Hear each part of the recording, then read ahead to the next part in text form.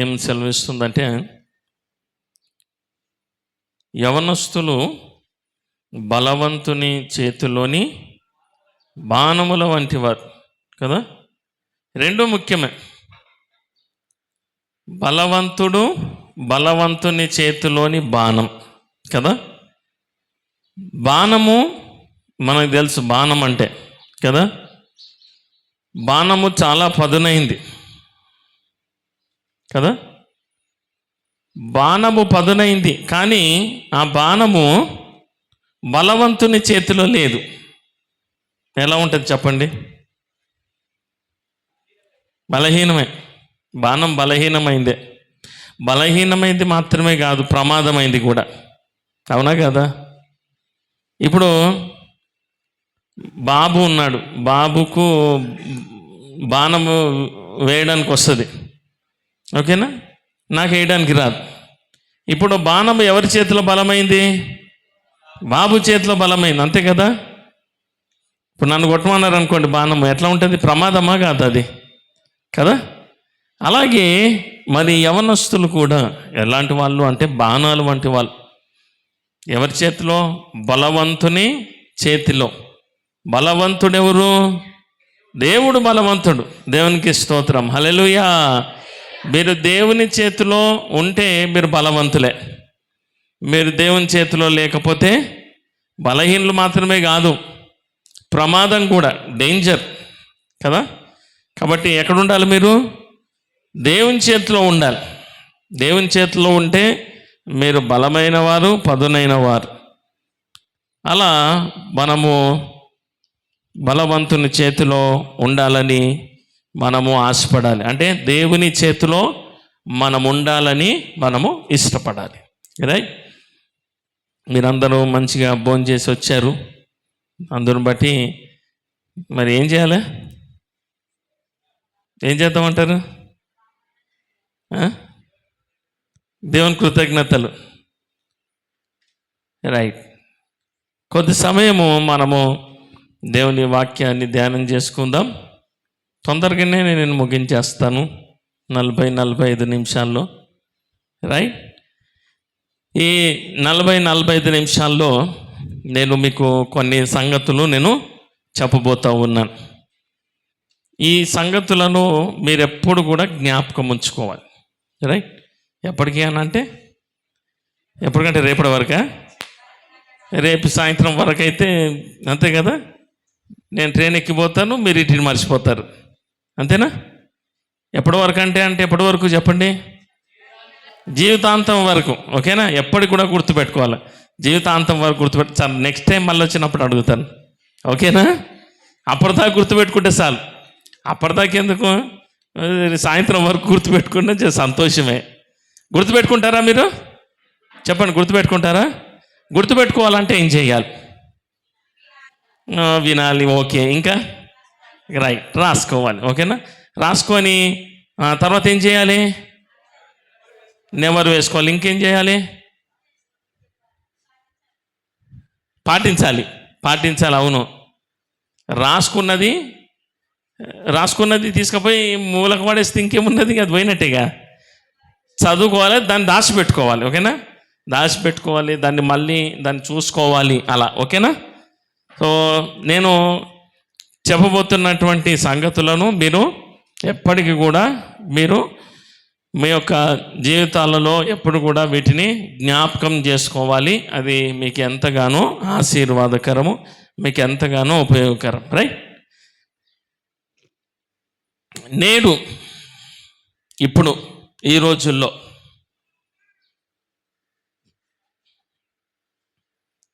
యవనస్తులైనటువంటి వారికి, okay, youth యవనస్తులు కాకపోయినా కానీ అందరికీ, ఓకేనా?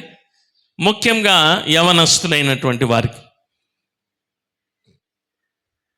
అవసరమైనవి ఏమి? ఓకేనా? అవసరమైనవి ఏమి, అవసరము లేనివి ఏమి? చెప్పండి ఇప్పుడు. అవసరమైనవి ఏమి? రెండోది అవసరం కానివి ఏవి? ఓకేనా? ఈ రెండు గుర్తుపెట్టుకోవాలా. దేవుని బిడ్డలైనటువంటి వారికి అవసరమైనటువంటివి ఏమి, అవసరం లేనివి కూడా ఉన్నాయి కదా. అవసరమైనవి ఉన్నాయి, అవసరం లేనివి కూడా ఉన్నాయి. కాబట్టి అవసరము అయినవేంటి, అవసరం లేనివేంటివి అనే దాని గురించి మనం ఈ యొక్క సెషన్లో మనం ధ్యానం చేసుకోబోతూ ఉన్నాం. రైట్? అవసరమైనవి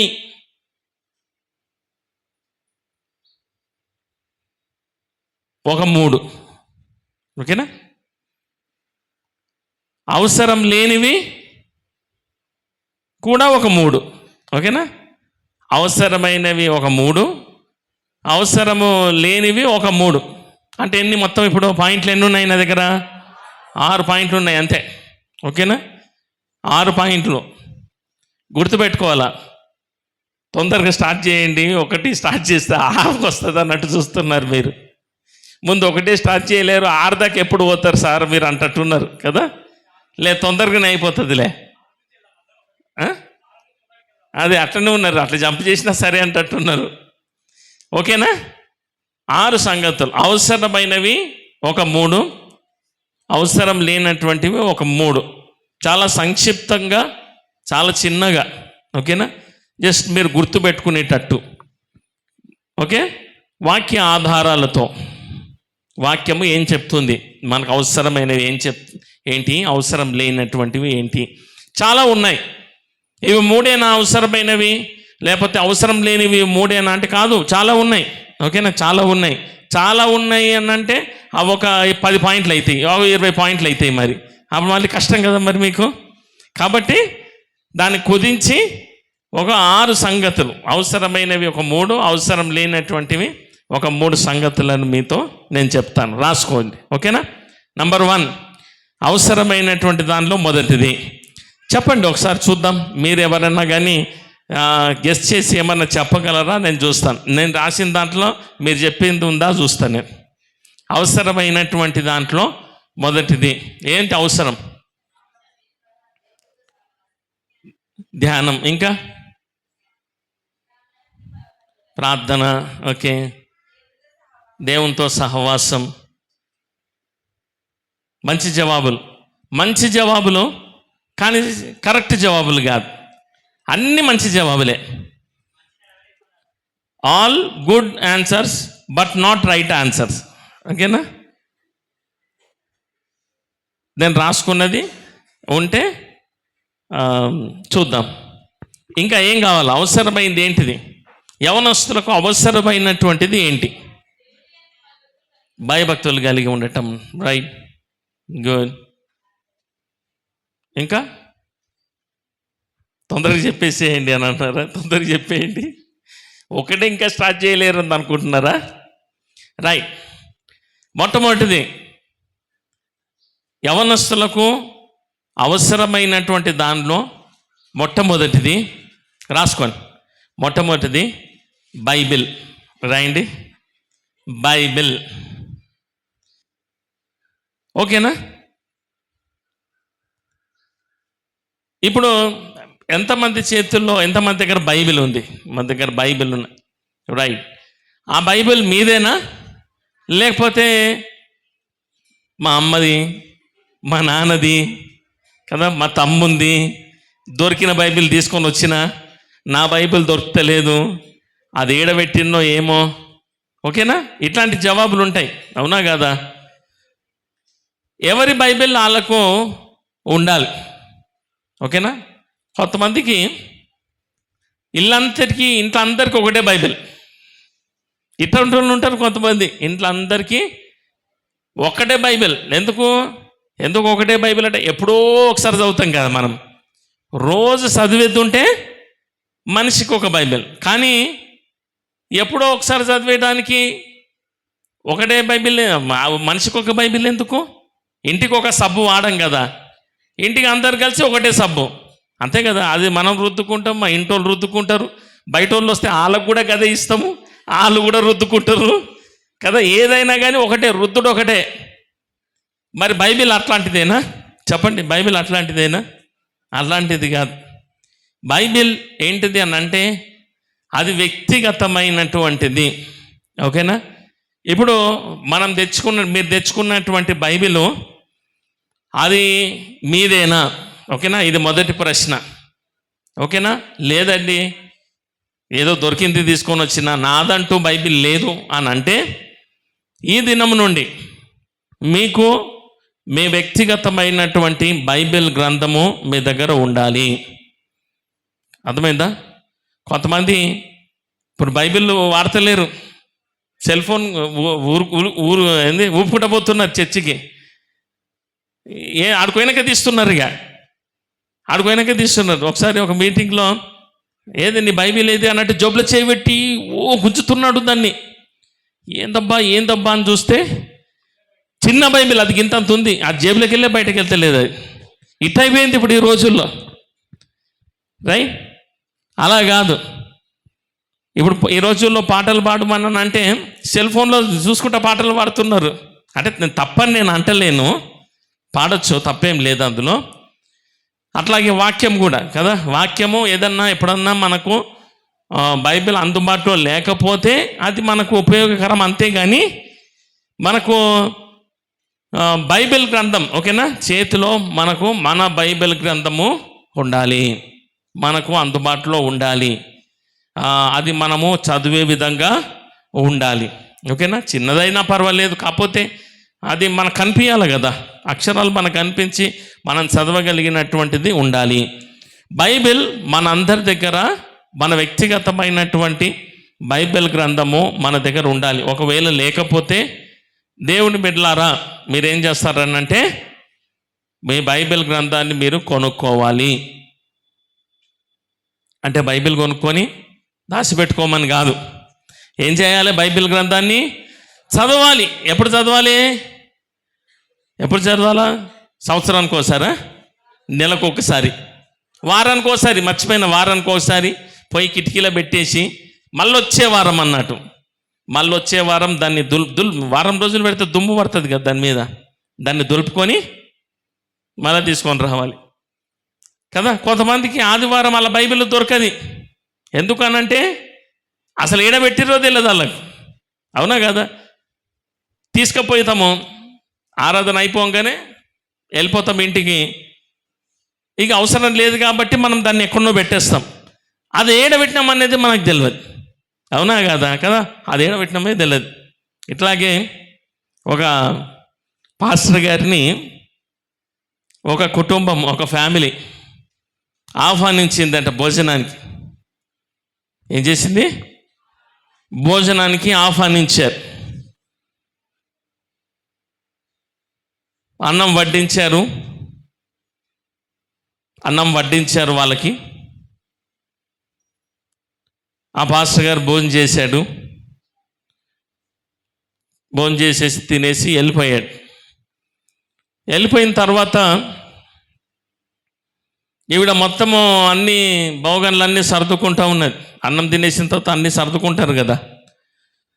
సర్దుకుంటా ఉంటే ఒక వెండి చెంచా దొరకలేదంట. ఏం దొరకలేదు? ఒక వెండి చెంచా దొరకలేదు. ఆ వడ్డించిన ఆమెకు, అరే పాస్టర్ గారికి వడ్డించేటప్పుడు వెండి చెంచా కనిపించింది, ఇప్పుడు వెండి చెంచా కనిపిస్తలేదు అంటే ఇప్పుడు డౌట్ ఎవరి మీద వచ్చింది? పాస్టర్ గారి మీద వచ్చి, పాస్టర్ గారు తీసుకున్నట్టున్నారు వెండి చెంచే అని డౌట్ వచ్చింది. అడుగుదామంటే, పాస్టర్ గారిని అడుగుదామంటే భయము, బాగుండదు. అందుకోసమని ఇక బాధపడుతూనే అట్లాగే మరి వెండి స్పూన్ పోయింది అని అనుకుంటానే, అట్లా అనుకుంటూ బాధపడుతుండేనే క్రిస్మస్ వచ్చేసింది. ఓకేనా? క్రిస్మస్ రోజు ఇంటి వాళ్ళంతా కూడా మందిరానికి వెళ్తారు కదా, చర్చికి వెళ్తారు కదా, సంవత్సరానికి ఒకసారి అట్లా పోతూ ఉంటారు కదా, సంవత్సరానికి ఒకసారి అట్లా పోతూ ఉంటాం. కాబట్టి ఈ ఎవరైతే ఆ పాస్టర్ గారికి వడ్డించిందో ఆమె కూడా మంచిగా పండుగకు మంచిగా అర్థమైందా నేను చెప్తుంది? నా భాష అర్థమవుతుందా మీకు? రైట్? ఇంకా ఆమె ఏం చేసిందంటే, ఇంకా అందరు మంచిగా రెడీ అయిపోయి బట్టలు వేసుకొని మంచి కొత్త బట్టలు కట్టుకొని మందిరానికి వెళ్ళారు. మందిరానికి వెళ్తే పాస్టర్ గారు చెప్తా ఉన్నారు వాక్యం, మత్తయి సువార్త కన్యక గర్భవతి కుమార్నికను మత్తయి సువార్త తీయండి అనేసరికి ఈమె కూడా బైబిల్ తెలిసిందని తెలిసేసరికి అప్పుడు పోయిన వెండి స్పూన్ ఇప్పుడు కనిపించిందట. బైబిల్లో దొరికింది వెండి స్పూను. ఎప్పుడో ఎక్కడనో ఈస్టర్కి వస్తే పాస్టర్ గారు క్రిస్మస్ రోజు ఆమె దొరికింది అన్నట్టు. ఆమె వెండి స్పూన్ ఎక్కడ దొరికింది? బైబిల్లో దొరికింది. చాలా బాధపడి పాస్టర్ గారి దగ్గరికి పోయి, పాస్టర్ గారు మీరు అప్పుడప్పుడు వచ్చారు కదా, ఆ వెండి స్పూను పోయిందని చాలా బాధపడ్డా. మేము పాస్టర్ గారు తీసుకున్నారేమో, మీరు తీసుకున్నారేమో మేము మిమ్మల్ని అపార్థం చేసుకున్నాము. వెండి స్పూన్ దొరికిందండి నాకు నా బైబిల్లో అని చెప్పిందని. అప్పుడు ఆ పాస్టర్ గారు అన్నారంట, ఏం లేదమ్మా, ఆ వెండి స్పూన్ పెట్టింది నేనే బైబిల్లో, మీరు ఎంతకాలానికి ఆ బైబిల్ తెరుస్తారో చూద్దామని చెప్పి నేను పెట్టినాను నిండట. వీళ్ళు ఎప్పుడు తెరిచిర్రు బైబిల్? ఈస్టర్లో తెరిస్తే మళ్ళీ క్రిస్మస్లో తెరిచిర్రు బైబిల్. అట్లా ఉంటారు కొంతమంది కదా. కొంతమంది నెలకు ఒకసారి, కొంతమంది ఏకంగా సంవత్సరానికి ఒకసారి కదా. కొంతమందికి బాగా కష్టం వచ్చింది అనుకో, ఇక తీస్తారు ఆ బైబిల్ను కదా.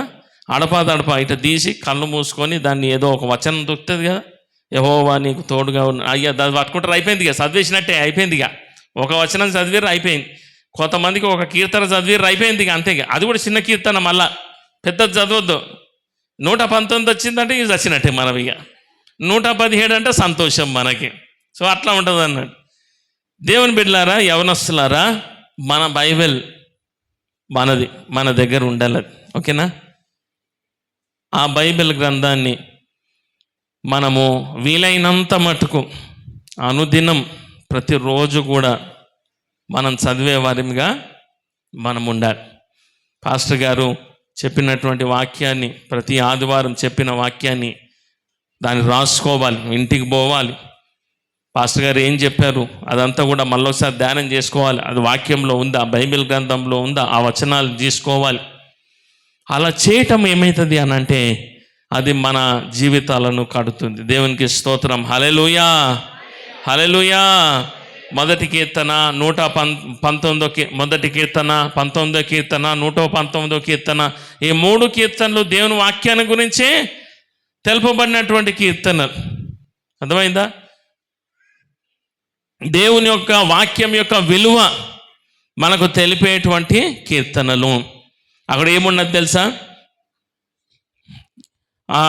119వ కీర్తనలో ఇలా రాయబడింది, యవనస్తుడు దేని చేత తన నడతను శుద్ధి చేసుకొనను, నీ వాక్యమును బట్టి దానిని జాగ్రత్తగా చూచుకొనుట చేతనే కదా. యవనస్తులు ఏ విధంగా వారి జీవితాలను సరి చేసుకుంటారు అని అంటే దేవుని వాక్యమును అద్దంతో పోల్చారు భక్తులు. అంటే అద్దంలో మన ముఖం చూసుకొని ఏం చేస్తాము, మన ముఖాన్ని సరి చేసుకుంటాం కదా. అలాగే దేవుని వాక్యము మనతో మాట్లాడుతున్నప్పుడు మనం సరి చేసుకోవటానికి దేవుని వాక్యం అన్నట్టు, మన జీవితాలను బాగు చేసుకోవటానికి.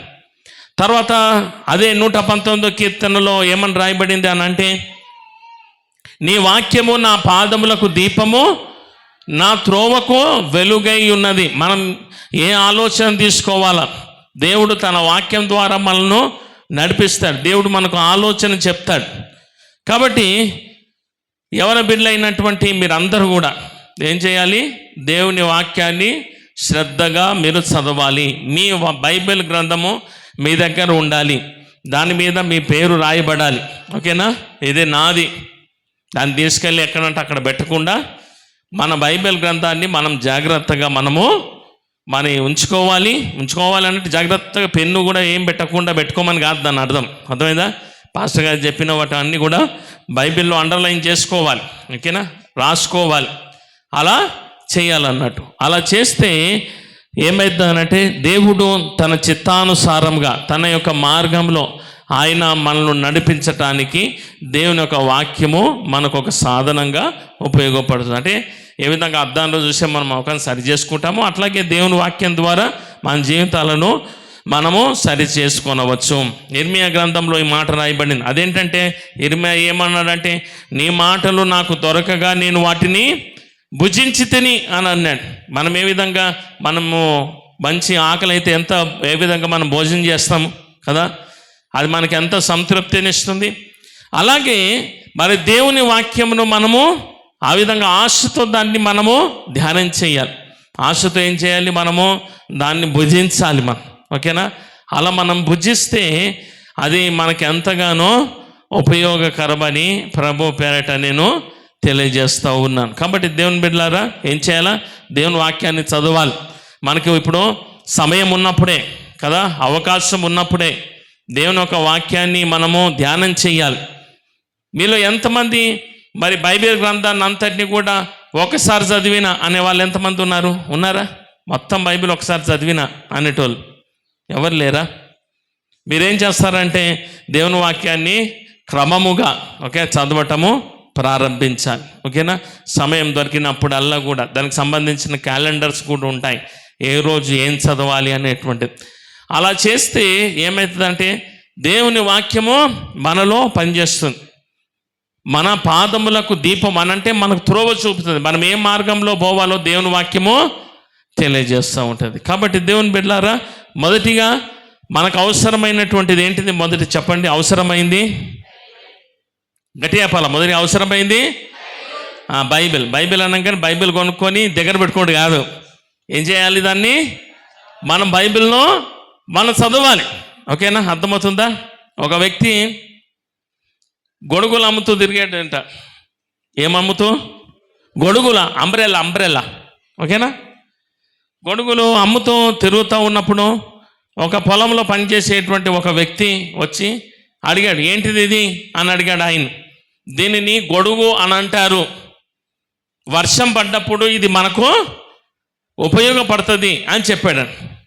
అరే ఇది భలే ఉంది అని చెప్పేసి దాన్ని ఏం చేశాడంటే కొనుక్కున్నాడు. ఆ పొలంలో ఉన్నటువంటి ఆ వ్యవసాయదారుడు కొనుక్కున్నప్పుడు పని చేస్తూ ఉంటాడు. వర్షం పడ్డది. వర్షం పడినప్పుడు పరిగెత్తుకొని పోయి ఆ గొడుగు తీసుకున్నాడు. గొడుగు తీసుకొని దాన్ని ఉపయోగిస్తున్నాడు, కానీ తడిసిపోతున్నాడు ఈ మనిషి. అర్థమవుతుందా? నా గొడుగును పట్టుకున్నాడు, కానీ తడిసిపోతూ ఉన్నాడు ఈయన. అప్పుడు అనుకున్నాడు ఆ వ్యవసాయదారుడు, అరే అది నన్ను మోసం చేసిండు, ఈ గొడుగులు అమ్మే వ్యక్తి నన్ను మోసం చేసిండు కదా, వర్షం పడుతుంది, ఇది ఇది ఇది ఈ గొడుగు ఉంటే మనిషి తడిసిపోరని చెప్పిండు, నన్ను మోసం చేసిండు, ఈసారి వచ్చినప్పుడు నేను ఆయన అడుగుతాను అని చెప్పేసి ఆ వ్యవసాయదారుడు అనుకున్నాడు. మళ్ళీ ఒకరోజు అమ్మడానికి వచ్చాడు. గొడుగులు అనుకుంటా. ఈ వెళ్ళి పరిగెత్తి కొట్టాడు అన్నట్టు. ఏమరా నువ్వు ఏమన్నావు? ఇది ఉంటే తడవ అన్నావు కదా నువ్వు, కానీ ఇది ఉండి కూడా నేను దడిచినా, నువ్వు అబద్ధం చెప్పినావు నువ్వు అని అన్నాడు. అప్పుడు ఆ మనిషి అన్నాడు, నువ్వు దీన్ని ఎట్లా పట్టుకున్నావు చెప్పు అన్నాడు. ఇట తీసుకున్నా, ఇట పట్టుకున్నా నేను.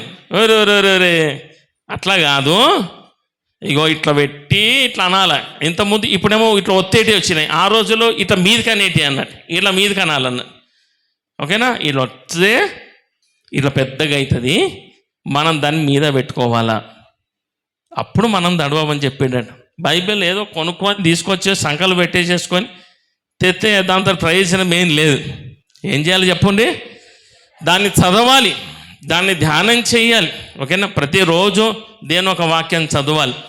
ప్రియ యవనస్తులారా, ఎందుకనంటే ఇప్పుడు పెద్దగా బాధ్యతలు ఉన్నటువంటి వయసు ఏం కాదు కదా, ఇప్పుడు పెద్ద టెన్షన్ పడేటువంటి ఏం లేవు కదా, అవునా కదా? ఇప్పుడు టెన్షన్ పడేటువంటి ఏంది, 4-5 పెళ్ళిళ్ళు చేయాలా, 7 కేళ్ళు వస్తాయి అనే చింత ఏమన్నా ఉందా? ఇప్పుడు ఏం లేదు కదా.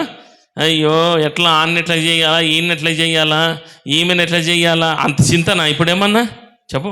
అంత భారం ఉంది ఏమన్నా నెత్తి మీద? ఏం లేదు కదా. మంచి ఆడుతూ పాడుతూ మంచి సమయం దొరికేటువంటి కదా వయస్సు. ఈ సమయం పోయిందనంటే దేవుని బిడ్డలారా చెప్తున్నాను, మళ్ళా చదివేటువంటి అవకాశం రాదు, సమయం లేదు. వివాహం కాకముందు నేను చదువుకునే వయస్సులో చదివినంతగా నేను ఇప్పుడు చదవలేకపోతున్నాను. ఎందుకు? బైబిల్ తీసి చదువుతామన్నానంటే ముగ్గురు నాకు, ఒక లీడ్కెళ్ళి కొడతారు, ఒక లాడికెళ్ళి కొడతారు, ఒక లీడ్కెళ్ళి కొడతారు. ఇక చెప్పండి, మనకేమన్నా దొరుకుతుందా టైము? మనకు దొరకదు. కాబట్టి అవకాశం ఉన్నప్పుడు మనం ఏం చేయాలి? దేవుని యొక్క వాక్యాన్ని మనం చదివి మనం దగ్గర పెట్టేసుకుంటే దేవుని బిడ్డలారా అది మనకి ఎంతగానో ఉపయోగకరంగా ఉంటుందని ప్రభుపేట మనవి చేస్తూ ఉన్నాను. ఒకటే అయిపోయింది ఇప్పటిదాకా, ఇంక చచ్చింది గొర్రె అనుకుంటున్నారు. ఇక ఉన్నది 6 ఎప్పుడు కలుగుతుందా అని చూస్తున్నారేమో మీరు. రైట్, అయిపోతుంది 6 తొందరగానే అయిపోతుంది. రైట్, మొదటిది ఏం చెప్పండి? అవసరమైంది బైబిల్. రెండోది చెప్పండి. ఫస్ట్ చెప్పినా కదా, రెండోది చెప్పాలి మీరు.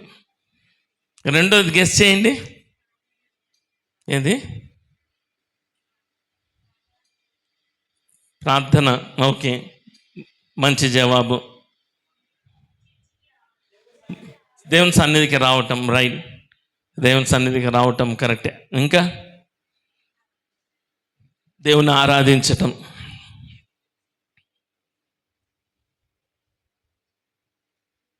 అరే ఇట్లా అడిగితే ఈ బుక్ ఈయనే పెట్టిపోయారు పాస్టర్ గారు, చూస్తే అయిపోవు అనుకోవచ్చు. ఈయన పెట్టిపోయిన పాయింట్లు ఇంటనే ఉన్నాయి, కానీ మీరు చూడలేరు, అవకాశం పోయింది. రెండోది రాసుకోండి. ఫస్ట్ది బైబిల్, సెకండ్ది బెస్ట్ ఫ్రెండ్స్. ఓకేనా? మంచి స్నేహితులు గుర్తుపెట్టుకోండి. మంచి స్నేహితులు. యవన బిడ్డలు, దేవుని బిడ్డలకు ఎటువంటి స్నేహితులు ఉండాలి అని అంటే, మంచి స్నేహితులు, మంచి స్నేహం కలిగి ఉండాలి. వాక్యములు 1 కొరింథీ పత్రికలో ఏమని రాయబడిందంటే, మోసపోకుడి, దుష్ట సాంగత్యము. చెప్పండి, చదవండి ఒకసారి. 15వ అధ్యాయము 1 కొరింథీ పత్రిక 15వ అధ్యాయము 33వ వచనం చదువుదాం. 1 కొరింథీ 15:33. మోసపోకుడి అని లేదు దాని ముంగట.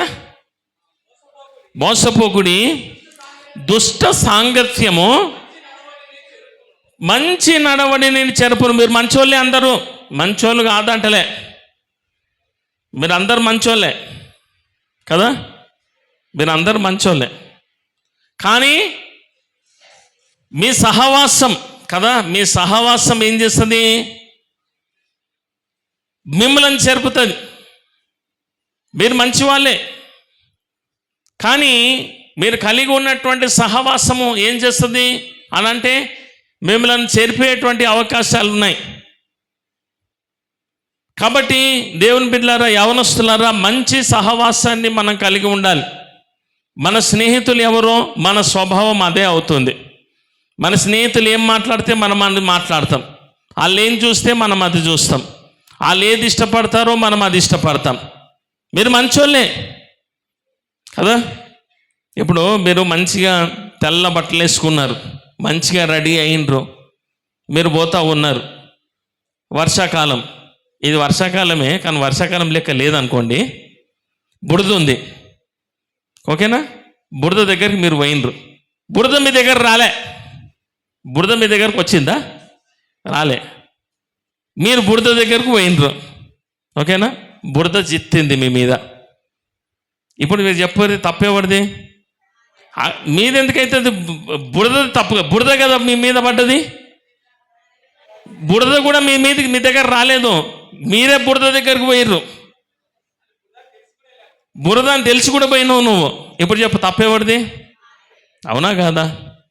అలాగే దేవుని బిడ్డలారా, దేవుని బిడ్డలైనటువంటి వారికి మంచి సహవాసం, మంచి స్నేహితులు కలిగి ఉండాలి. అర్థమవుతుందా? అది చాలా ముఖ్యమైనటువంటిది. బైబిల్ గ్రంథంలో మంచి ఆలోచనలను పొందినటువంటి వారు మంచిగా అయ్యారు, మంచి స్నేహం కలిగిన వారు మంచిగా అయ్యారు, మంచి స్నేహం లేనటువంటి వారు చెడిపోయారు. అర్థమవుతుందా? అలాగే దేవుని బిడ్డలైనటువంటి మనము కూడా మంచి స్నేహితులను మనము కలిగి ఉండాలి. మంచి అంటే అండి, మంచి స్నేహితులు అంటే ఏంటిది? మంచి స్నేహితులను అంటే మన చర్చికి వచ్చిన వాళ్ళే అని అనుకోవద్దు. అర్థమవుతుందా? అందరూ స్నేహితులు. అర్థమవుతుందా? కాకపోతే వారి స్వభావాన్ని బట్టి, ఓకేనా, వారి స్వభావాన్ని బట్టి, వారు ఎలాంటి వాళ్ళు, వారి ఆలోచన విధానం ఏంటి, వారి ఉద్దేశం ఏంటి. అర్థమవుతుందా? కొంతమంది స్నేహితులు ఎలా ఉంటారు తెలుసా? మంచిగా అంత సంతోషంగా ఉంటే ఉంటారు. ఏమన్నా తేడా వచ్చిందనుకోండి కదా, ఏమన్నా తేడా వచ్చిందంటే వాళ్ళు మనల్ని వదిలేసేసి వెళ్ళిపోతారు కదా. మంచిగా మాట్లాడతారు, మనం ఎప్పటికీ ఫ్రెండ్సే అని అంటారు, ఎప్పుడు దోస్తులమే మనం అని అంటారు. ఎప్పటిదాకానైనా కానీ మనల్ని ఏది కూడా విడిపోయేది విడగొట్టది మన అంత మంచి స్నేహం అని అంటారు. కానీ కష్టం వచ్చినప్పుడు ఏమవుతుంది? దూరం అయిపోతారు కదా. ఇట్లాగే ఒక ఇద్దరు స్నేహితులు అడవిలో నడుచుకుంటూ పోతూ ఉన్నారు. చూస్తున్నారా? నన్ను చూడండి, అందరూ నన్ను చూస్తున్నారా మీరు? చూడండి, నన్ను చూడండి. ఇద్దరు స్నేహితులు అరణ్యంలో అడవిలో నడుచుకుంటూ పోతూ ఉన్నారట. భుజం మీద చేతేసుకొని నడుచుకుంటూ పోతా. అదే మన దోస్తాని, చాలా గ్రేట్ దోస్తాని. మనము ఏదైనా కానీ, ఏది వచ్చినా కానీ మనను ఏది కూడా ఎడబాపదు మనను. మనమంతా జాన్ జిగిరి అని అంటారు. జాన్ జిగిరి దోస్తులం మనం మాట్లాడుకుంటూ పోతూ ఉన్నారు. పోతూ ఉంటేనే ఒక ఎలుగుబంటి వచ్చిందట. ఎలుగుబంటి రాగానే ఒకడికి చెట్టు ఎక్కడానికి వస్తుంది, ఒక చెట్టు ఎక్కడానికి రాదు. చెట్టు ఎక్కి వచ్చినవాడు చెట్టు ఎక్కేసేసి అయిపోయింది. చెట్టు ఎక్కరానోడు ఏం చేస్తాడు? ఇక అనుకున్నాడు, పానం చేతిలో పట్టుకున్నాడు, చచ్చిపోయినట్టు చేద్దాం మనం, ఈ తప్ప ఇంకా వేరే మార్గం లేదు. అప్పటిదాకా ఏం మాట్లాడుకున్నారు వీళ్ళు? అరే మనల్ని నిచ్చబెట్టేది లేదు ఎవరో అనుకున్నారు. ఎలుగుబంటి వచ్చేసరికి ఆడికే అయిపోయింది అలా పని. అలాగే దేవుని బిడ్డలారా, ఏమైంది? మంచి స్నేహితులు ఏం చేస్తారని అంటే, నిజమైన స్నేహితుడు విడువక ప్రేమించును అని వాక్యంలో మనం చూస్తున్నాం. ఏది ఏమైనా కానీ దేవుని బిడ్డలారా, మనము మంచి స్నేహితులను కలిగి ఉండి మన ఆత్మీయ జీవితాన్ని మనం పెంచుకునేటువంటి వారిగా మనం ఉండాలి. అంతేగాని మన దోస్తులు వాడు ఇష్టం ఉన్నట్టు మాట్లాడతారు కదా. అది ఎవరైనా సరే, దేవుని నమ్ముకున్న వాళ్ళైనా నమ్ముకున్నటువంటి వాళ్ళైనా సరే, మందిరానికి వచ్చిన వాళ్ళైనా మందిరానికి వచ్చిన వాళ్ళు అందరూ మంచిగా ఉంటారని ఏం లేదు కదా అక్కడ రోలు. కాబట్టి మన సహవాసం, మనం ఎవరితో మనము కలిసి ఉంటున్నామో, ఎవరితో మనం దోస్తాన్ని చేస్తున్నామో అనేటువంటిది చాలా ముఖ్యమైనటువంటిది. మనం ఎక్కడికి పోయినా కానీ, పనిచేసే స్థలాల్లోనైనా కానీ, లేకపోతే మనం చదువుకునేటువంటి స్థలాల్లోనైనా కానీ, అర్థమవుతుందా? మంచి స్నేహితులను మనము కలిగి మనం తెలుసుకోవాలి. ఈ మనిషి ఆ మాటను బట్టి, ప్రవర్తన బట్టి మనకు అర్థమైపోతారు కదా. వారు మాట్లాడే మాటలను బట్టి తెలిసిపోతూ ఉంటుంది కదా. కొంతమంది ఊరికే ఇష్టం ఉన్నట్టుగా మాట్లాడుతూ ఉంటారు కదా. కొంతమంది చాలా వ్యతిరేకంగా మాట్లాడుతూ ఉంటారు. కొంతమంది అందరి మీద మాట్లాడుతూ ఉంటారు కదా. కొంతమంది రెండు అర్థాలు వచ్చేటువంటి మాటలు మాట్లాడుతూ ఉంటారు కదా. డబల్ మీనింగ్ డైలాగులు అని అంటారు. ఇట్లాంటి ప్రవర్తన దేవుని నమ్మినటువంటి బిడ్డలకు అవి యోగ్యమైనటువంటివి కావు. అర్థమవుతుందా? అలాంటిది కాదు.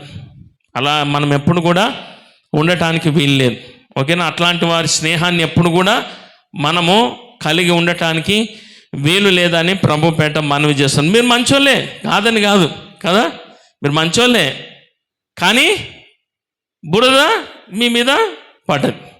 కాబట్టి మనము మంచి సహవాసాన్ని మనము కలిగి ఉండాలి. దేవుని బిడ్డలు అది గుర్తు చేసుకోవాలి. కొంతమంది దేవుని అంగీకరించిన, దేవుని నమ్మున్నటువంటి వాళ్ళైనా సరే, కొంతమంది మంచి మాటలు మాట్లాడతారు కదా, మంచి ప్రవర్తన కలిగి ఉంటారు. వాళ్ళతో అంటే స్నేహము కలిగి ఉండవచ్చు అన్నట్టు ఉండొచ్చు. అట్లాంటి వాళ్ళతో ఇది ఒక మతానికి సంబంధించింది కాదు, ఒక కులానికి సంబంధించినటువంటిది కాదు. మంచి సహవాసము అది ఎవరైనా సరే మంచి స్నేహాన్ని మనం ఎప్పుడు కూడా ఎంకరేజ్ చేయాలి. మంచి స్నేహాలను మనము కలిగి ఉండాలి. అలా ఉండటం ద్వారా మనము మన క్యారెక్టర్ని మనం డెవలప్ చేసుకోగలము. పలానా వ్యక్తి అండి, ఆ వ్యక్తి చాలా మంచిగా మాట్లాడతారు, ఆ వ్యక్తి బాగా మంచి ప్రవర్తన కలిగినటువంటి వ్యక్తి అని చెబుతారు. అటు సాక్ష్యాన్ని మనము కలిగి ఉండాలి. అర్థమవుతుందా? అంతేగాని పలానా వ్యక్తి ఆమె ఎట్లా మాట్లాడుతుంది తెలుసా, ఊరికే ఎట్లనే మాట్లాడుతుంది అని చెడ్డ పేరు మనం ఎప్పుడు కూడా తెచ్చుకోవటానికి వీలు లేదు. చెప్పండి, ఇప్పుడు అవసరమైనవి ఏంటి చెప్పాలి? అవసరమైంది ఏంటి? మొదటిది బైబిల్, రెండవది బెస్ట్ ఫ్రెండ్స్, ఓకేనా? మూడోది ఏమని చెప్తారా మీరు? ఏం చెప్పం కానీ మీరే చెప్పేసేయండి అంటున్నారా? మూడోది, మొదటిదేమో బైబిల్, రెండోదేమో బెస్ట్ ఫ్రెండ్స్, మూడోది బెస్ట్ హ్యాబిట్స్, మంచి అలవాట్లు. ఓకేనా? Bible, best friends, best habits, మంచి అలవాట్లను మనం కలిగి ఉండాలి. ఓకేనా? మొదటి తిమోతి పత్రిక 4వ అధ్యాయము, మొదటి తిమోతి పత్రిక 4వ అధ్యాయము 11-12 వచనాలను చదువుదాం. నీ యవనమును బట్టి ఎవడును తృణీకరింపనీయకుము, కానీ మాటల్లోనూ ప్రవర్తనలోనూ ఓకే విశ్వాసములోను. చూడండి, ఇక్కడ భక్తుడైన పౌలు తిమోతి అనేటువంటి యవనస్తుడికి ఆయన చెప్తున్నాడు. ఏమని చెప్తున్నాడు? నీవు మంచి అలవాట్లను నీవు కలిగి ఉండాలి. ఏంటి అలవాట్లు అని అంటే అక్కడ రాశారు చూడండి, ఏమని చెప్తున్నాడు అక్కడ? మాట, ప్రవర్తన, ప్రేమ, విశ్వాసము, పవిత్రత, ఇవన్నీ కూడా మంచి అలవాట్లు. అర్థమవుతుందా? మంచి విశ్వాసపు అలవాట్లను మనము కలిగి ఉండాలి. మన అలవాట్లే మన జీవితాన్ని సూచిస్తాయి. మనం ఏ అలవాట్లు కలిగి ఉంటే ఆ అలవాట్లే మన జీవితాన్ని సూచిస్తుంది.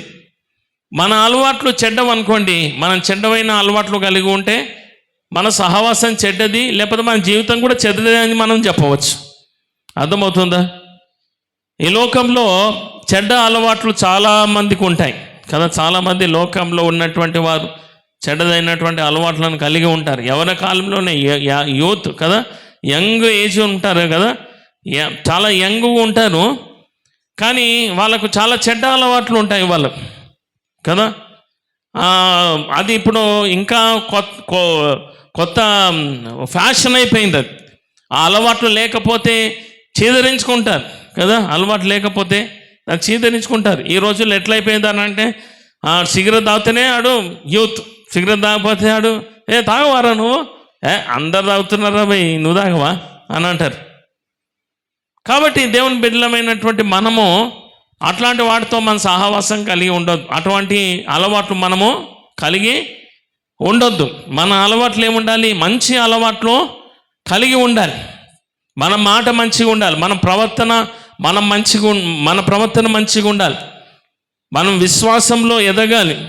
తర్వాత మన ప్రేమ కూడా నిష్కపటమైనటువంటి ప్రేమ ఉండాలి. మనం మాట్లాడేటువంటి మాట నిజమైనటువంటి ప్రేమను కలిగించేటువంటి మాటగా ఉండాలి. అరే వారు నిజంగా దేవుని బిడ్డలు కదా, వాళ్ళు చాలా మంచిగా మాట్లాడుతుంది ఆమె, వాళ్ళు చాలా మంచిగా మాట్లాడతారు కదా.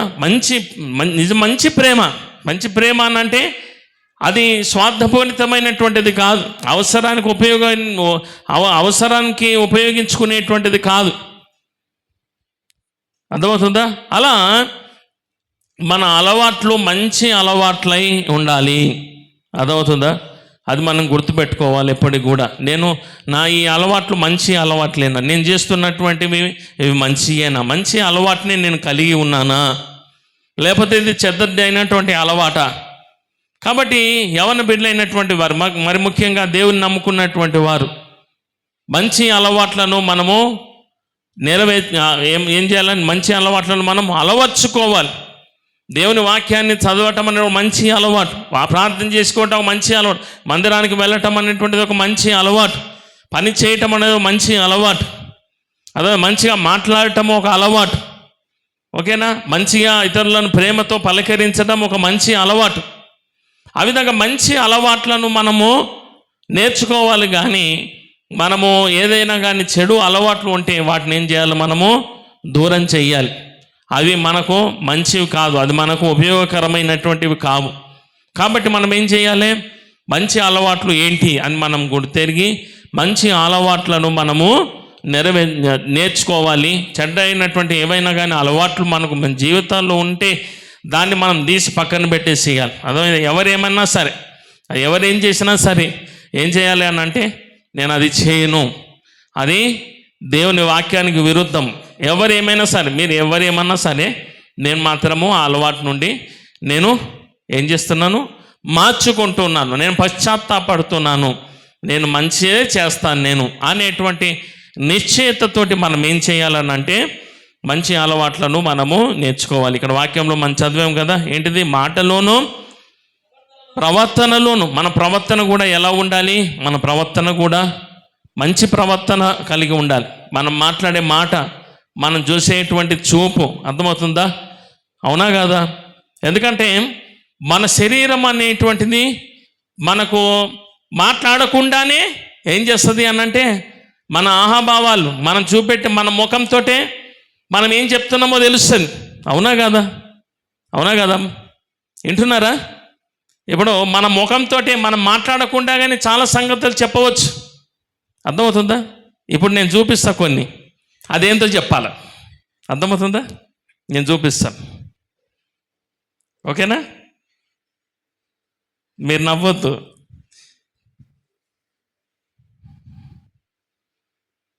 ఇప్పుడు నేను ఏం చేస్తానో చెప్పాలి మీరు. ఓకేనా? నా ముఖంతో అంతే.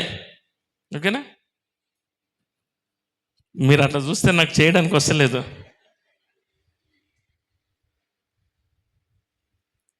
కానీ ఏదేమైనా ముఖంతో కదా. అవునా కదా? అవునా? ఇప్పుడు ఎవరినైనా అంటే ఏమన్నట్టు ఏం చేస్తున్నా చెప్పండి నేను. అవునా కదా? అవునా కదా? అవునా కదా? ఇంకా చాలా ఉన్నాయి కానీ మిమ్మల్ని చూసి చెప్పనీకి వస్తలేదు నాకు. ఓకేనా కదా? నేనేం మాట్లాడలేదు. మన మాటలు కాకుండానే మన ప్రవర్తననే మన యొక్క జీవితం ఏంటో చెప్పేస్తుంది కదా. మనం నడిచే దాంట్లో మన నడవటం కూడా చెప్పేస్తుంది తెలుసా కదా. మన నడక ఉంటే మన వాకింగ్ కూడా, వాక్యంలో ఏమని రాయబడిందంటే చిన్నపిల్లలు కూడా వారి ప్రవర్తనను బట్టి వాళ్ళు వారి యొక్క గుణాన్ని తెలియజేస్తారని ఉన్నది, వాక్యంలో ఉంది. అంటే ఏం మాట్లాడరు వాళ్ళు, కానీ వారి ప్రవర్తన బయట పెట్టేస్తారు. అవునా కదా? ఇప్పుడు మంచిగా నేను నడుస్తున్నాను, ఇట్లా నడవచ్చు, నేను ఇట్లా కూడా నడవచ్చు. అవునా కదా? ఎట్లా నడవచ్చు, నడకదే. ఈ మధ్య వాకింగ్ కూడా చేంజ్ చేసుకుంటున్నారు వాళ్ళు చాలామంది. అంటే నేను ఇది అన్నట్టు మాట్లాడకుండానే. కాబట్టి దేవుని బిడ్డలారా, మన అలవాట్లు మంచి అలవాట్లై ఉండాలి. మనం వేసుకునేటువంటి వస్త్రధారణ కూడా, ఓకేనా, బట్టలు కూడా మనం వేసుకునేటువంటి వస్త్రధారణను బట్టి కూడా, ఓకేనా, మన ప్రవర్తన చెప్పవచ్చు. అవునా కదా? నేను అంగేసుకొని బటన్స్ పెట్టుకోవచ్చు, ఇప్పుకొని తిరిగినా ఎవరేమన్నారు. అవునా కదా? ఇప్పుకొని తిరుగుతాను ఎవరన్నా అంటారా? కానీ నేను బటన్స్ పెట్టుకుంటే ఏమనుకుంటారు, ఇప్పేస్తే ఏమనుకుంటారు చెప్పండి మీరు. ఇప్పేస్తే ఏమనుకుంటాను? ఆవారా చూడు, గుండీలు ఇప్పేసుకుని కదా. చదువుకునే రోజుల్లో గుండి ఇప్పేస్తే అంటే కొన్నిసార్లు అట్లా, కొన్నిసార్లు గుండి ఊసిపోతే అది వేరే విషయం, నేను దాని గురించి మాట్లాడతలే. ఉండి కూడా ఇప్పుకొని, అర్థమైంది, ఉండి కూడా ఇప్పుకొని కదా. అవునా కదా? ఇప్పుడు షర్టు తిట్టుండి ఇట్లా ఇది మొత్తం పెట్టేసుకున్నాను, ఓకేనా. నేను ఇట్లా పెట్టుకునే ఏమన్నారు, మొత్తం పెట్టుకున్నా కానీ ఏమన్నారు. 2 చేతులు ఇట్లా పెట్టుకొని మేము చెప్తే ఎట్లుంటారు చెప్పండి మీకు. చెప్పండి. ఇది కూడా పెట్టను అనుకోండి, ఇది కూడా మీదకి అనుకున్నా, చెప్పండి మీరు వింటారా? ఏమంటారు పాస్టర్ గారికి, ఆవార పాస్టర్ని తీసుకొచ్చిర్రు. అవునా కదా? గుండె లిప్పి చెప్తున్నాడు. నేనేమన్నా అన్నానా? నేను ఆవారని చెప్పినా నేను మీకు? మరి ఎట్లా తెలిసింది మీకు? ప్రవర్తన అంతే కదా, మన ప్రవర్తన బట్టి అంతే కదా, మనం చేసేటువంటి పనులను బట్టి. కాబట్టి దేవుని బిడ్డలారా, అంటే నేనేమన్నానంటే దాని అర్థము మనం వేసుకునేటువంటి వస్త్రధారణ కూడా కదా, అది కూడా ఏం తెలియజేస్తుంది అంటే డీసెంట్ కదా, మరీ ఓవర్గా కాకుండా కదా. అంటే పలానా వ్యక్తి చూడడానికి బాగున్నారు, రైట్, అది చాలా ముఖ్యమైనటువంటిది. అంటే దీని అర్థం ఏంటంటే దీన్ని బట్టి మన ఆంతరిక హృదయం ఉంటుంది. అంటే ఉండకపోవచ్చు కదా, మనం వేసుకున్నటువంటి దాని మీద మన స్వభావం ఆధారపడి ఉండకపోవచ్చు. కాకపోతే మనం వేసుకున్నటువంటిది, మనం చేస్తున్నటువంటి దాని ద్వారా మనం దేన్నో దాన్ని మనము తెలియజేస్తూ ఉన్నాం కదా, తెలియజేస్తాం, మనం చెప్పకుండానే మనము తెలియజేస్తూ ఉన్నాం. కాబట్టి ఇవన్నీ కూడా చాలా ముఖ్యమైనటువంటి చెప్పాలి. ఒకటి అవసరమైనవి చెప్పండి, బైబిల్. రెండోది, మూడోది హ్యాబిట్స్. రాసుకున్నారా? రాసుకోండి. మళ్ళా వచ్చే సంవత్సరం అడుగుతా, ఓకేనా? మళ్ళీ ఎప్పుడు వచ్చినా అని అడుగుతాను నేను, గుర్తుపెట్టుకోవాలా. సాయంత్రం దాకా గుర్తుపెట్టుకుంటే చాలు అనుకుంటున్నారేమో కొంతమంది కదా. రైట్. రెండోది అవసరం లేనటువంటి, నెససరీ అన్నెసెసరీ అన్న. అవసరం లేనటువంటిది చెప్పండి ఒకటి. ఇక 3 చెప్పారు కదా, ఈ 3 కూడా మీరే చెప్పారు అంటనా. అవసరం లేనటువంటి దాంట్లో నేను అనుకుంటాను మొదటిది మన దగ్గర ఉండేటువంటి సెల్ ఫోన్ అని అనుకుంటాను నేను, ఓకేనా? సెల్ ఫోన్ రాసుకోరు. సెల్ ఫోన్ రాసుకోరేమో, ఇంకేం చెప్పినా రాసుకుంటాం కానీ సెల్ ఫోన్ రాసుకొని అనుకుంటున్నారు. సెల్ ఫోన్ అవసరమా అని అంటే నిజానికి అవసరం లేదు కదా. ఇప్పుడు చూడండి, ఒక 20-30 సంవత్సరాల క్రితం పోతే ఫోన్లు ఉండేనా? వాళ్ళు బతకలేరా? వాళ్ళు తినలేరా? వాళ్ళు పెళ్ళిళ్ళకి పేరంటే వాళ్ళకి పోలేరా? వాళ్ళు మాట్లాడుకోలేరా? ఆ మాటకు వస్తే అసలు ఇప్పటికంటే అప్పుడే మంచిగా ఉండే కదా. ఇది వచ్చినప్పటి నుండి కదా, సెల్ ఫోన్ వచ్చినప్పటి నుండి జీవితం ఖరాబ్ అయిపోయింది. ఒక మాటలో చెప్పాలంటే బేకార్ అయిపోయింది లైఫ్. ట్రైన్ ఎక్కితే ఫోను, బస్సు ఎక్కితే ఫోను, రోడ్డు మీదకి ఎక్కితే ఫోను కదా. అది ఖాళీగా ఉంటే ఫోను. మనిషి జీవితంలో ఒక భాగం అయిపోయింది ఫోను కదా. కొంతమంది దగ్గర, ముసలోళ్ళ దగ్గర, వృద్ధుల దగ్గర ఫోన్స్ ఉంటాయి. ఇవి ఉండయి, ఈ ఫోన్లు కాదు. అది ఫోన్ వస్తే మాట్లాడతాను. ఫోన్ నిజానికి మాట్లాడడానికి ఫోను. ఇప్పుడు మాట్లాడేది మినహాయించి కదా, ఇవన్నీ అసలు ఫోన్ అంటే మాట్లాడనీకే కదా. అది పోయింది. ఇప్పుడు ఎవరన్నా ఫోన్ చేసి మాట్లాడదాం అనుకున్నా కట్ చేసేస్తారు. కట్ చేసి ఒక మంచి వీడియో, ఒక మంచి స్టోరీ, ఒక మంచి జోక్, ఇంకా గేములు ఏమేమో వచ్చినాయి. దేవుని దయ, నాకు గేములు ఏం తెలియదు. అవి ఏవేవో ఉన్నాయి. చెప్పర్రి. పబ్జీలు కదా. పబ్జీ, ఇంకా free fire right. PUBG, free fire, games ఏమేమో గేమ్స్ మీకు బాగా తెలుసు అనుకుంటా. ఏమో గేమ్ వస్తుంది, లూడో, ఇంకా అవునా? ఏదో చెప్తున్నాడు, ఐడియా లేదు నాకు. నేనేం చెప్తున్నానంటే, ఇవి ఎంత సమయాన్ని వృధా చేస్తాయి తెలుసా కదా. Time waste. భర్త కాలిరిగి బెడ్ మీద ఉంటే భార్య ఆ కాలిరిగిన భర్త దగ్గర నుంచి వాళ్ళ ఫ్రెండ్కి ఫోన్ చేసి, పలానా సీరియల్లో, ఏం సీరియల్ ఏవో ఉంటాయి కదా, అవి కూడా చెప్పారు. ఒక రోడ్డు ఏం సీరియల్ ఏంటిది? ఏంది ఏమో అంటున్నారు? జానకి ఏమమ్మా? కార్తీక దీపం. రఘుది కాలు ఇరిగింది. నిజంగా భర్త కాలు ఇరిగి మంచం మీద ఉంటే ఈమె వాళ్ళ ఫ్రెండ్కి ఫోన్ చేసి, ఏమే సుశీల, పోయిన వారము కార్తీక దీపం చూసేటప్పుడు కరెంటు పోయింది, ఆ రఘుకి యాక్సిడెంట్ అయింది, కాలు ఇరిగింది, మంచిగా అయిందా అని అడిగిందట.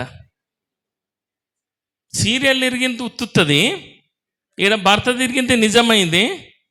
ఆమెకు ఫోన్ చేసింది. చూడు గట్లయిపోయింది ఇప్పుడు దునియా, ఎట్లయిపోయింది అని అంటే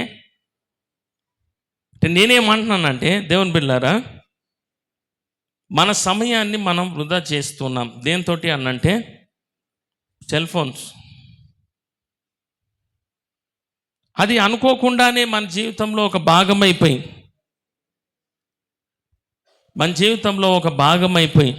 దానికి అలవాటు పడి కదా. ఇప్పుడు చూడండి, ఒక్కరోజు కూడా మనం ఉండలేం. ఫోన్ లేకుండా ఒక్కరోజు కూడా, కొంచెం సేపు కూడా మనం ఉండలేం. అట్లాంటి భయంకరమైనటువంటి మరి ఒక తరంలోనికి మనం వెళ్తూ ఉన్నాం. అది మన మన ఏమంటారు మన మన మైండ్ మన మన శాంతిని అంతా కూడా తీసేస్తుంది, మనశ్శాంతిని అంతా కూడా తీసేస్తుంది. దేవుని ఒక వాక్యమేమో మనకు శాంతినిస్తే, మరి ఆ శాంతిని అంతా కూడా తీసేటువంటి ఒక అని అంటారు, గ్యాడ్జెట్ అని అంటే ఎలక్ట్రానిక్ డివైస్. ఇదేం చేస్తుంది అంటే మనం తప్పుదోరు పట్టించేసి సమయాన్ని వృధా చేసి, అవునా కదా? అది ఎంత సమయమో కదా. కొంతమంది ఈ గేమ్స్ ఆడేవాళ్ళు ఎన్ని గంటలు ఆడతారో దాని మీద కదా, ఎన్ని గంటలు. ఒక వీడియో పోతే ఇంకోటి, ఒక వీడియో పోతే ఒకటి, ఎంత సమయం వృధా అవుతుందో కదా. కానీ ఒక 5 నిమిషాలు దేవునితో గడపడం కదా చాలా కష్టమైపోతుంది. పోనీ ఆ పిల్లలు అన్నం తినంటే తినరు. ఫోన్ ఇస్తే తింటావా అని అంటే నువ్వు ఫోన్ ఇచ్చి ఏమన్నా కూర్చున్నట్లుగా, అది ఏమన్నా కానీ ఇక అంటారు అంతే. చూస్తారు ఏం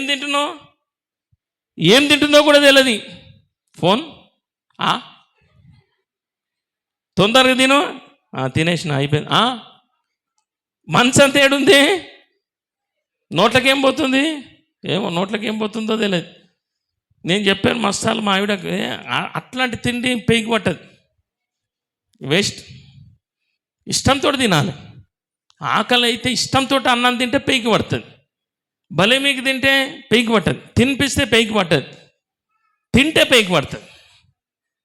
అర్థమైందా? వాళ్ళు కలుపుకొని తింటే పేకి పడుతుంది, తినిపిస్తే పేకి పడదు. చేతితోటి తింటేనే పేకి పడుతుంది, చేతితోటి తింటేనే కడుపు ఎవరన్నా తినిపిస్తే పేకి పట్టదు. మీరు తిని చూడండి, తినిపెట్టమనండి ఎవరినన్నా, కడుపు నిండదు. అట్లా అయిపోయింది ఈ రోజుల్లో. పిల్లలకు అది ఇవ్వాలా, సెల్ ఫోన్ ఇవ్వాలా, ముగ్గురికి ఫోన్ ఇచ్చేయాలో, ముగ్గురికి నోట్లో వస్తూనే ఉండాలి. ఇక ఏది పెడతా తింటూనే ఉంటుంది. ఇక అది అయిపోయింది ఇప్పుడు ప్రపంచం. కాబట్టి దేవుని బిడ్డలారా, మన సమయాన్ని మనం వృధా చేయటానికి వీలు లేదు. చదువుకునేటప్పుడు, ఎగ్జామ్స్ ఉన్నప్పుడు, ఎందుకంటే ఆ సమయంలో మనం ఇంకేదో చేయొచ్చు కదా. ఆ సమయంలో మనం ఇంకో ఏదైనా చదువుకోవచ్చు, ఆ సమయంలో బుక్స్ చదువుకోవచ్చు, బైబిల్ చదువుకోవచ్చు, లేదనంటే ఎవరితోటైనా మంచిగా మాట్లాడవచ్చు కదా. అవునా కదా? మంచిగా మాట్లాడవచ్చు, దాంతో సమస్య ఏం లేదు. ఆ సమయాన్ని వృధాగా అందులో పెట్టేసి ఆ సమయాన్ని వృధా చేసేసి ఇక మళ్ళీ సమయం రమ్మంటే ఇంకా మనకి రాదు. ఎగ్జామ్స్ అప్పటికి దగ్గరకు వచ్చేస్తాయి, మనకి ఏం రాస్తామో మనకు తెలియదు. కాబట్టి అది అవసరమైనటువంటిది కాదు. ఏది సెల్ ఫోన్ అంటే అవసరమైనది కాదు. అవసరం ఎప్పుడు అని అంటే అవసరం పడే టైం వస్తుంది ఒకసారి కదా, అవసరం వస్తుంది. ఇప్పుడు నేను ఫోన్ మీ దగ్గర ఉంది కదా పాస్టర్ గారు, ఫోను మాకు చెప్తారు ఏంది అన్నానంటే మరి నాకు అవసరం, మరి అవునా కదా? భార్య, 3 పిల్లలు, వాళ్ళు స్కూల్కి పోయినారంట, ప్రైజులు వచ్చినాయంట, చెప్పాలి కదా. మరి ఇప్పుడు నేను కూడా కనుక్కోవాలి కదా, పిల్లల ప్రైజులు వచ్చినాయంటే సంతోషం కదా, అవునా కదా? అక్కడ కొంచెం మందిరంలో బాత్రూమ్ పని అవుతా ఉంది, అవన్నీ నీళ్ళు కొట్టాలా. ఇప్పుడు అవసరమా లేదా? అవసరమే, అవసరము. కానీ మరీ సమయం వేస్ట్ చేసేంత అవసరం ఏం లేదు కదా, అవునా కదా? మాటలు మాట్లాడి అయిందా, తిన్నారా, పనుకున్నారా కదా. అక్కడ ఏం జరుగుతుంది అని నేను తెలుసుకోవటానికి, ఇక్కడ ఏం జరుగుతుంది అని వాళ్ళు తెలుసుకోవటానికి, అంతేగాని సమయం వృధా చేయటానికి కాదు. అందులోనూ ఇప్పుడు పోటీలు పడుతూ ఉన్నారు నెట్వర్క్ వాళ్ళు. మాది ఫ్రీ అంటే మాది ఫ్రీ, నైట్ ఫ్రీ పెట్టిర్రు. నైట్ ఒకటి చూసుకుంటూ కూర్చుంటాడు ఫోన్లో, నైట్ ఫ్రీలు కదా. ఇక మనమంతా నిద్ర అంతా ఖరాబ్ చేసుకొని, మన బాడీ ఖరాబ్ చేసుకొని, మన మైండ్ ఖరాబ్ చేసుకొని చచ్చిపోయేటట్టు చేస్తాడు అన్నట్టుగా. కాబట్టి దేవుని బిడ్డలారా, యవనస్తులైనటువంటి వారు ఎంతవరకు మనం ఉపయోగించాలి అంతవరకే మనం ఉపయోగించాలి. అర్థమైందా? ఇంటర్నెట్లు ఫ్రీ చేసుకొని కదా, ఫోన్ పెట్టుకున్నా సరే ఇంటర్నెట్లు ఫ్రీ చేసుకోకుండ్రి అంతే. No net. కాకపోతే నెట్వర్క్ వాళ్ళు మామూలు వాళ్ళు కాదు, వాళ్ళు బిజినెస్ మైండ్ వాళ్ళు. అట్లా పెట్టరు వాళ్ళు. 1 GB 2 GB కదా, 9 GB ఫ్రీ, రోల్ ఓవర్లు, ఇక చెప్పద్దు. ఇక వీటి ద్వారా మనకు ఉపయోగమైనటువంటిది ఏది కూడా లేదు. నీ మైండ్ మన మైండ్ ప్రశాంతంగా నాకు ఎప్పుడన్నా కానీ ఈ ఫోన్లు చూస్తా, వీడియో చూస్తా కొంచెంసేపటికి నెత్తి ఖరాబ్ అయిపోతుంది. ఒక టైం వచ్చినాక తీసుకుపోయి ఆ బయట పడేస్తా. కొంచెంసేపు ఇట్లా పడేసేసి ఇంట్లో ఒక మూలకు పడేసేసి కూర్చుంటే అప్పుడు అమ్మ ఏదో పోయింది, ఏదో సైతాన్ పోయింది అనిపిస్తుంది. ఏదో ఇప్పటి దాకా సైతాన్ ఉన్నది, ఇప్పుడే సైతాన్ పోయింది అనిపిస్తుంది. ఎందుకు అనంటే మనము మన తలకాయంత అక్కడ పెట్టేసేస్తున్నాం, మన మనశ్శాంతిని మనం కోల్పోతూ ఉన్నాం. కాబట్టి దేవుని బిడ్డ ప్రశాంతంగా ఉండాలి, మనశ్శాంతి ఉండాలి. ఏ రోగాలు రావద్దు, ఏ టెన్షన్లు రావద్దు, ఏ బీమాలు రావద్దు. ఎక్కకాలం బతకాలా? నేను చెప్తున్నా, ఫోను వస్తే మాట్లాడండి, అవసరమైతే ఫోన్ చేయండి. అర్థమైందా?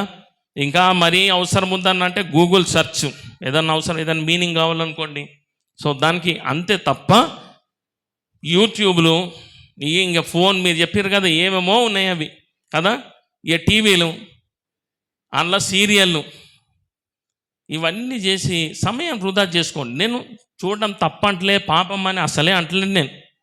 కాకపోతే మనకున్న మనశ్శాంతిని మనం బూడగొట్టుకుంటున్నాం, మన ఆయుష్ కూడా పోతుంది. అర్థమైందా? 50 సంవత్సరాలు బతికేది 40 సంవత్సరాలు బతుకుతారు ఇంకా అంతే. ఎందుకు? నీ మొత్తం టెన్షన్ అంతే ఫోన్లో, నీ పానమే ఫోన్లో ఉందా. కాబట్టి దేవుని బిడ్డలారా, అవసరం లేదు. అవసరమైతే మాట్లాడటానికి, మనం ఫోన్ చేయడానికి, విషయాన్ని తెలుసుకోవడానికి తప్ప మనకు అవసరమైనటువంటిది ఏమీ లేదు. అయిపోయిందిగా, ముగించేస్తున్నాను. అవసరం లేనటువంటిలో మొదటిది ఏం చెప్పండి? గట్టిగా చెప్పండి, ఎంత మెల్లగా చెప్తారు. Cell phone, right. రెండోది అవసరం లేనటువంటిది, రెండోది ఏంటి అని అంటే సోమరితనం. ఏమంటారు సోమరితనం? లేజీ, గ్యాడీ. రెండోది లేజీ, సోమరితనం. దేవుని వాక్యంలో ఏం సెలవిస్తుందంటే, ఆ సెల్ ఫోన్ గురించి నేను చెప్పాను కదా, 1 తిమోతి పత్రిక 2:16 వ్యర్థమైనటువంటి ముచ్చట్లకు మీరు మీ సమయాన్ని ఇవ్వద్దు అని అక్కడ రాయబడింది. మీ టైం వేస్ట్ చేయొద్దు అన్నట్టు. రెండోది సోమరితనం మనకు అవసరం లేదు. ఎన్ని సంవత్సరాలు మీరు మా అంటే 20, 22, 23 అంతేనా? 50 సంవత్సరాలు ఉన్నాయి ఎవరికన్నా ఇక్కడ? యవనస్తులు యూత్ మీటింగ్కు వచ్చినటువంటి యూత్ అనేటువంటి వాళ్ళు పొద్దుగల మీరు జాగ్రత్తగా వినలేరు. సోమన్న ఏమన్నారు? శరీరం సహకరించకపోయినా మీరు కూర్చున్నారు, ఈ సరిగ్గా వినలేరేమో, మీరు విన్నారు కదా. కాబట్టి యవనస్తులు ఎట్లా ఉండాలి? యూత్ ఎట్లా ఉండాలి? షార్ప్ కాదు, అసలు యాక్టివ్గా ఉండాలి. అవునా కాదా? ఇక్కడ నుంచి అడిగేస్తే అక్కడికి పోవాలి. అవునా కదా? అంతేగాని ఈ నుంచి అందాక 10 నిమిషాలు నడుచుకుంటూ పోతారు ఎవరైనా యవనస్తులు. మెల్లగా అడిగేసుకుంటా. కొంతమంది ఎట్లా మాట్లాడతారు తెలుసా? ఇక అయిపోయింది కదా జీవితం.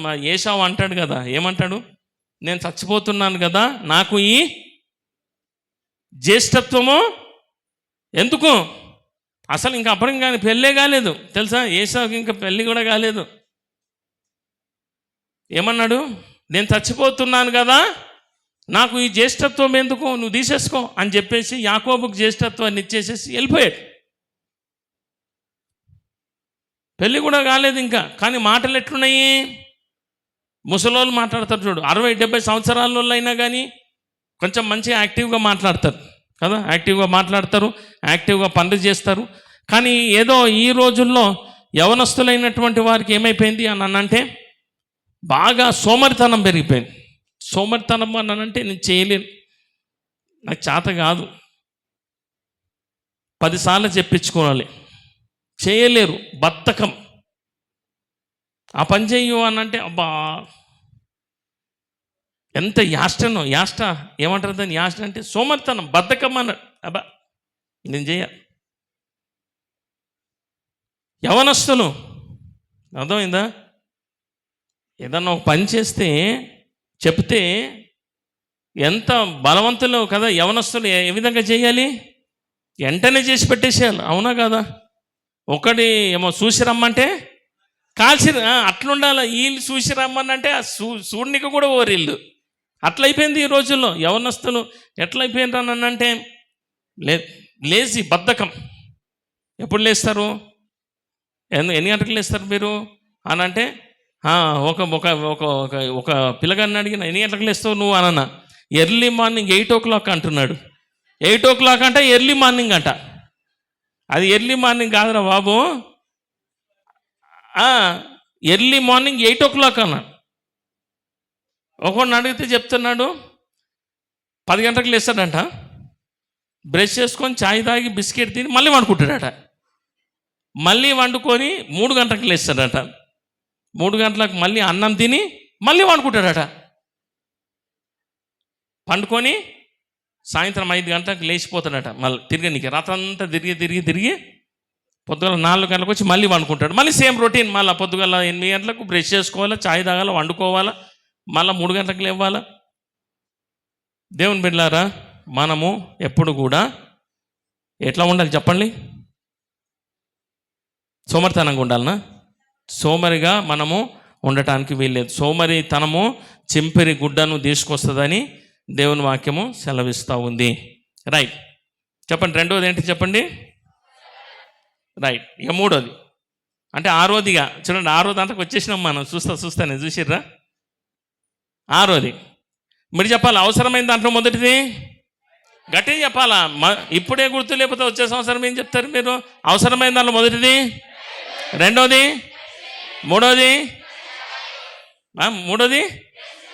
హ్యాబిట్స్. Okay, right. అవసరం లేని దాంట్లో మొదటిది, రెండోది, మూడోది కూడా రాసుకున్నారా? రెండోది రాసుకున్నారా? మూడోది రాసుకోండి. మూడోది ఏంటంటే పిసినారితనం. సామెతల గ్రంథంలో 3వ అధ్యాయంలో ఏముంటుందంటే ఒక మాట ఉంది. ఎందుకు పిసినారితనం గురించి నేను చెప్తున్నాను? పిసినారితనం నేను పిసినారి అంటారా? ఏమంటారు పిసినారి అని అంటే? ఏమంటారు పిసినారి అని అంటే? ఇయ్యడానికి కదా, ఇయ్యడానికి ఇష్టం ఉంటుంది మనం కదా, అది మనది కాకపోయినా సరే కదా. కొంతమంది కొన్ని ఫంక్షన్లకు పోతే అసలు పెట్టనీకి మనసు ఉంటుంది. అట్లాంటి వాళ్ళని నిలబెడతారు తెలుసా? మటన్ దగ్గర పెడతారు. ఆడికి అసలు పానం ధరాయించదు. ఒక ముక్క ఇవ్వాలంటే పానం ధరాయించదు. అమ్మో, వాళ్ళ ఇంటికి వెళ్ళి తీసుకొచ్చేసినట్టు. రైట్. పిసినారితనం మనకు అవసరం లేదు. ఎక్కడ అవసరం లేదు మనకు పిసినారితనము అని అంటే?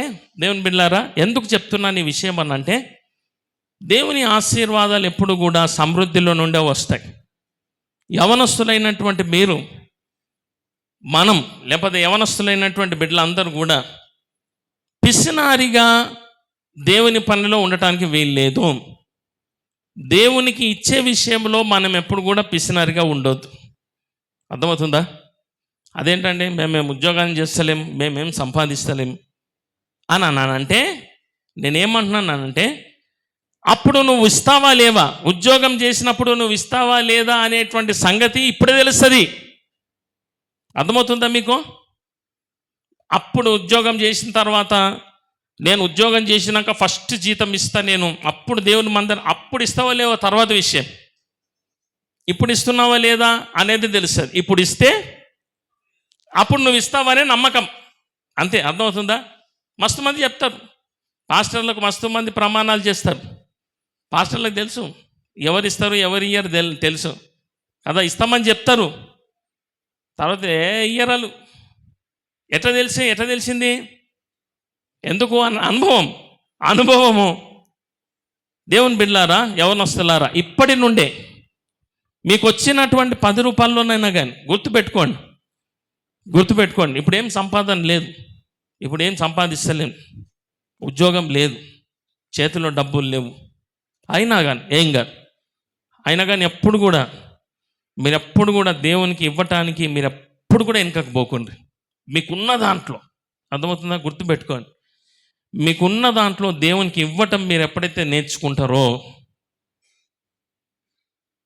ఎప్పుడైతే మీరు ఇవ్వటం నేర్చుకుంటారో దేవుడు మిమ్మలను బహుగా దీవిస్తాడు. దేవునికి స్తోత్రం. హల్లెలూయా. మీరు ఈరోజు 10 రూపాయలు మీ దగ్గర మీ మీ మీ మీ మీ సామర్థ్యం 10 రూపాయలు అనుకోండి. 10 రూపాయలు పిసినారితనం వద్దు. అమ్మ 10 రూపాయలు వేసేస్తే మళ్ళీ నాకు రేపటికి ఎట్లా, ఈ 10 రూపాయలు నేను కానక డబ్బాలు వేసేస్తే పానం పోదు. కొంతమందికి పైసలు వేయాలంటే పానం, ఈ దేవునికి ఇవ్వటానికి పైసలు ఉండనక్కర్లేదండి. దేవునికి ఇవ్వటానికి ఇచ్చే మనసు ఉండాలి. ఉన్నోడు ఇస్తాడని మనం ఎప్పుడు అనుకోదు. నేను ఎప్పుడు అనుకోను ఆయన దగ్గర ఉన్నది నేను పోతే అడిగితే ఇస్తాడు. నేను అస్సలు నమ్మ ఇచ్చేటువంటి దగ్గర పోతా.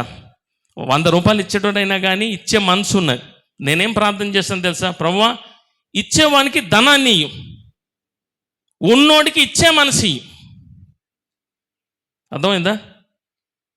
నీ దగ్గర 1,00,000 రూపాయలు ఉన్నాయి, నీకు ఇచ్చే మనసు లేదు, వచ్చి నీ కాళ్ళేలో పట్టుకున్నా నువ్వు ఇస్తావా? నీ దగ్గర నీకు ఇచ్చే మనసు ఉన్నది.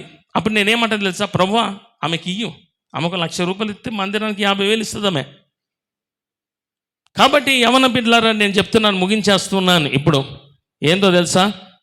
దేవుని మందిరంలో మీరు మీకెంత, మీ సామర్థ్యం ఎంత, ఆ సామర్థ్యాన్ని ఇప్పుడే మీరు చూపించాలి. ఇప్పుడు చూపిస్తేనే. ఇప్పుడు 10 రూపాయలు వేసామనుకో, దేవుడు ఏమంటాడు తెలుసా? దేవుడు నిన్ను ఆశీర్వదించి, అరే ఈ మనిషి నమ్మకమైన మనిషి, చాలు 100 రూపాయలు ఇద్దామంటాడు. 100 రూపాయలు కూడా నువ్వు ఇచ్చినావనుకో, దేవుడు ఏమంటాడు తెలుసా? 100 రూపాయలు కాదు, ఈ వ్యక్తికి 10,000 నేను ఇస్తాను. దేవుడు నీ ఆశీర్వాదాలు అంచెలంచెలుగా దేవుడు నేను తీసుకొని పోతాడు. దేవునికి స్తోత్రం. హల్లెలూయా. ఇది గ్యారంటీ. మీరు ఇప్పటి నుండే పిసినారితనంగా గుంజుకొని జేబులో పెట్టుకొని కదా దేవుని మందిరానికి వెయ్యటానికి పానం పోతుంది అనుకో, ఇంకా అయిపోయింది. దేవుని ఆశీర్వాదాలు నీ జీవితంలో ఎప్పుడు కూడా చూడం. కాబట్టి దేవుని బిడ్డలారా, దేవుని ఆశీర్వాదాలు నీ జీవితంలో చూడాలి. రాబోతున్న కాలంలో నువ్వు చూడాలి అంటే ఇప్పటి నుండే నువ్వేం చేయాలి? ప్రాక్టీస్ చేయాలి. మందిరానికి నీకు ఉన్నటువంటి దాంట్లో ఇప్పుడు సంపాదన లేదు, ఒక దినాన దేవుడు ఇస్తాడు. నమ్ము, ఒక దినాన దేవుడు నాకు ఇస్తాడు. ఈ రోజుల్లో ఇవ్వేమో, రేపు దేవుడు ఇస్తాడు నాకు. దేవుడు అత్యధికంగా ఇవ్వబోతూ ఉన్నాడు. అయితే ఇప్పుడు ఉన్న దాంట్లోనే నేను నమ్మకంగా ఉంటాను. అర్థమవుతుందా? నమ్మకంగా నేను ఉంటాను అనే తీర్మానం తీసుకోండి. దేవుడు మిమ్మల్ని దీవిస్తాడు. మీ భవిష్యత్తును, మీ కుటుంబాలను దేవుడు అత్యధికంగా దేవుడు దీవించబోతున్నాడు. మళ్ళొకసారి చెప్పేద్దాం. 6 చెప్పేసేసి మనం ముగించుకుందాం. అవసరమైనది 1, గట్టిగా అవసరమైనది 1, రెండోది, మూడోది, అవసరం లేని దాంట్లో ఫస్ట్ది, రెండోది, మూడోది. రైట్. దేవుడు మిమ్మల్ని దీవించును గాక. Thank you.